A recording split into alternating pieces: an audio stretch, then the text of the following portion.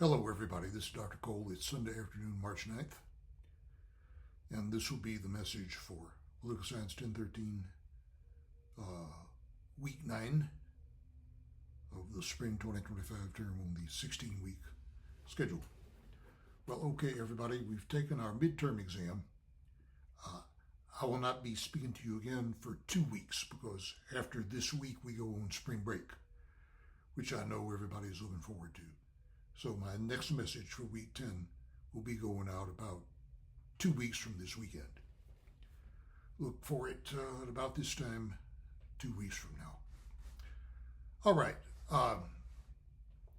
Well, we're starting in on units 5 and 6 for exam 3, which is coming up on April 11th, a little over a month from now, because we have spring break intervening. So we have a little while before our third exam, but it will be coming up before you know it, perhaps.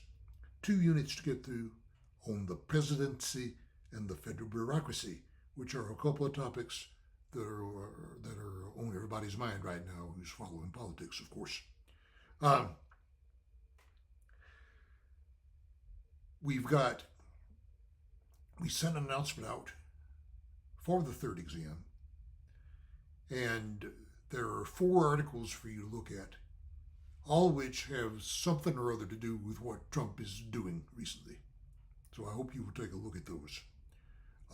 One of them discusses a unit of the federal bureaucracy that Trump may try to downsize or get rid of. The other 3 really pertain to how he's trying to perform the office of the presidency.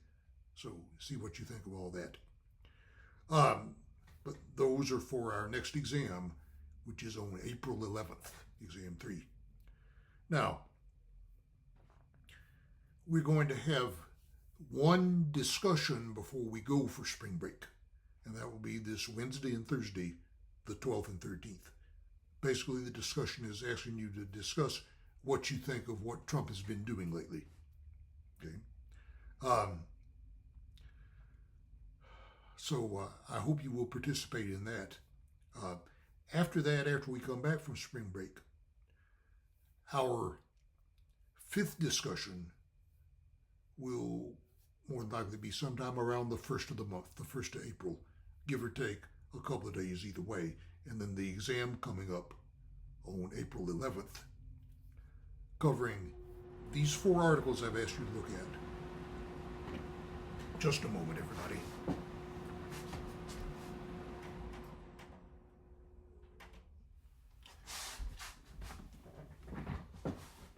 Got an appliance here at the house that came on and made a lot of racket. But anyway, we were saying we'll have the discussion this week on the 12th and 13th, and then another one along about the 1st of the month, and then the exam coming up on April 11th. Again, 4 articles for you to look at, okay, plus units 5 and 6 on the presidency and the federal bureaucracy.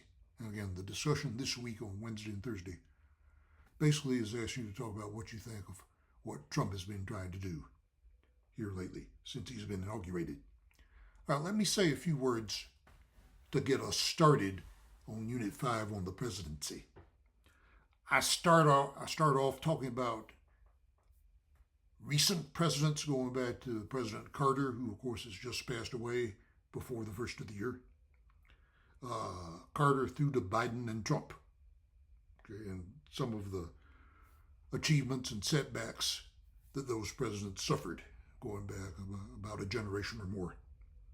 We go on from there to talk about what the Constitution says about the president, the office of the president, and powers and duties that are imposed and powers granted, most especially powers, okay, presidential powers. We talk a good deal about presidential power in the area of foreign policy and especially national security. Okay? We talk about the War Powers Resolution that goes back to the Vietnam War period. One important thing to make note of, everybody, it's hard for me to revise these notes on the fly as we go along when things come up from week to week. It is important to note one of the first things I mention about presidential power, we talk about several of the enumerated powers that are mentioned in the Constitution, and including the power to pardon. And I think I may have mentioned in the notes that both President Biden at the end of his term and President Trump, when he came into office, made extensive use of the pardon power, and that's controversial.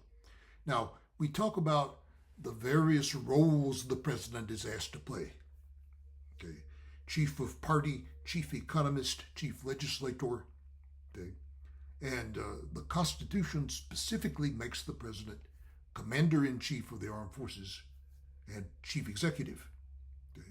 Now, as chief executive, the president has the power and authority to issue executive orders as long as those orders are not inconsistent with federal law and the Constitution. And Trump, as those of you who have been following politics are probably aware, has tried to break the all-time record for issuing executive orders. There have been dozens of them. As I say in the announcement about the discussion we're going to have, it's been kind of a shock and awe campaign. Well, there can always be questions raised about whether executive orders are legitimate or not, because the language of the Constitution and the laws are ambiguous.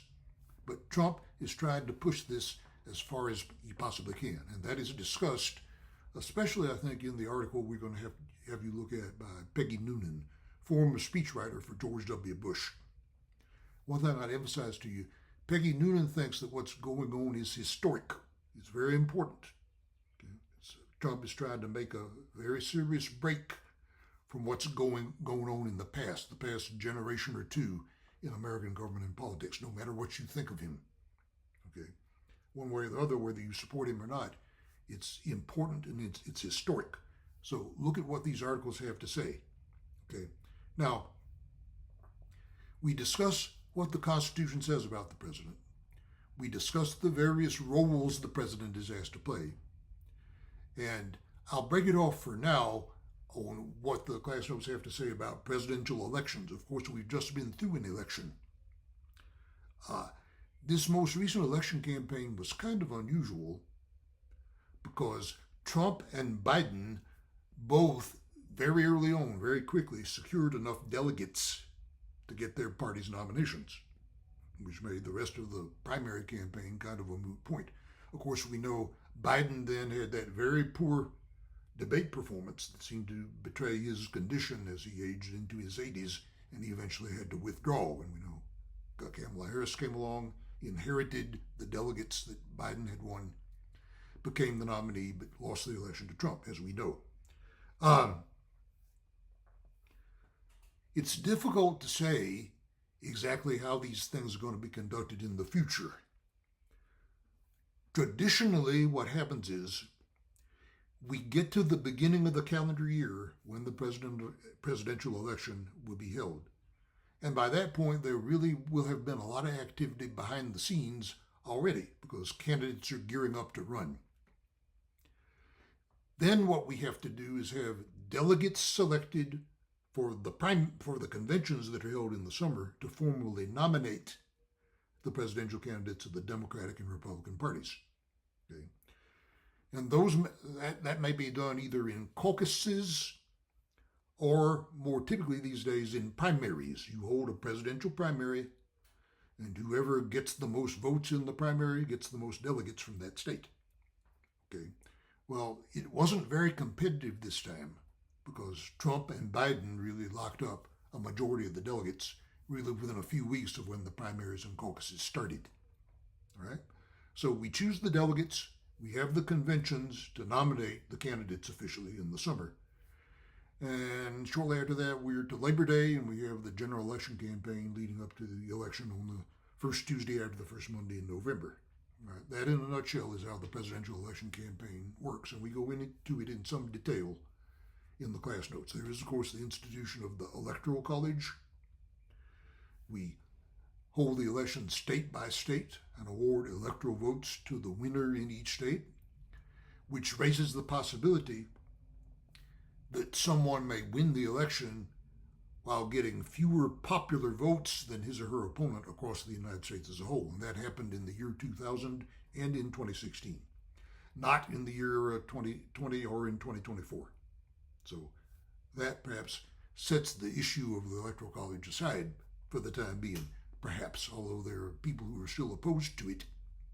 And the results in 2016 gave rise to something of a movement to try to get rid of the Electoral College as a result of Donald Trump having won in spite of having gotten fewer popular votes nationwide than Hillary Clinton. But that did not happen in 2020 or 2024.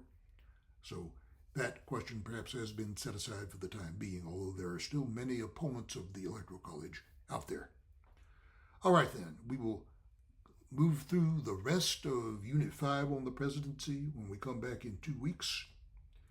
In the meantime, just to summarize once again, we will do one discussion before spring break on the 12th and 13th, Wednesday and Thursday. We'll do another one around the first of the month when we come back, and then we'll have our next exam, Exam 3, on April 11th, which will cover Units 5 and 6 on the presidency and the federal bureaucracy. So, hope you will take part in that discussion Wednesday and Thursday, and after that, have a good break, and we'll be talking to you once again in about 2 weeks' time.